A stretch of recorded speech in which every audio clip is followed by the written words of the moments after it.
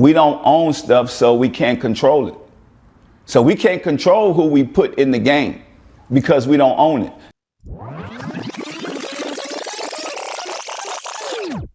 I think the most important thing, Steve, we don't have patience for each other.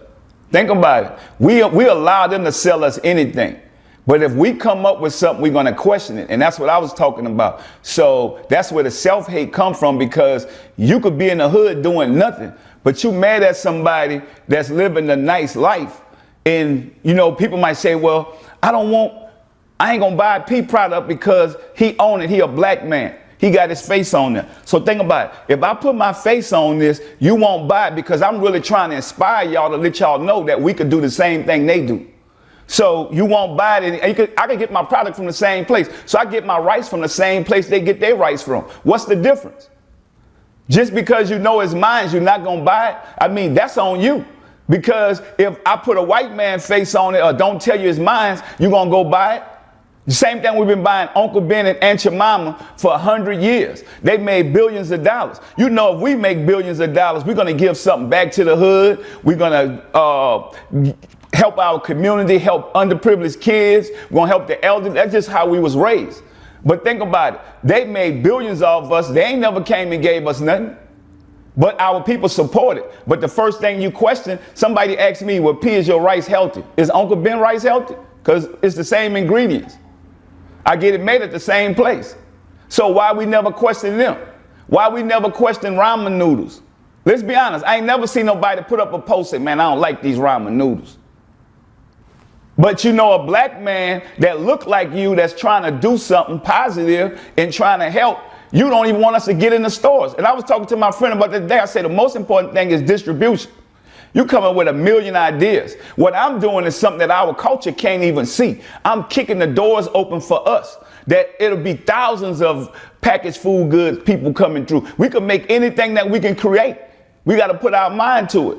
So, but if none of us have the distribution, how do we make that happen? So people don't realize how No Limit was able to be so big when I went in there and created a distribution deal so I could put stuff through the floodgates.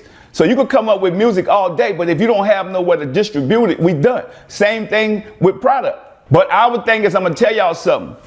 Our biggest problem that I want y'all to know, that we don't own stuff, so we can't control it. So we can't control who we put in the game because we don't own it. That's what we have to change. That's why I'm working so hard with who I am now, as me maturing and growing and getting smarter and getting wiser and reading and doing research, because while they out there playing, I'm preparing myself. Like I say, a good soldier prepare for war in time of peace. It's different from what I got to go through right now, trying to get into the Walmarts, the Targets, the Krogers, the Ralphs, all these places. They don't even want to give us an opportunity.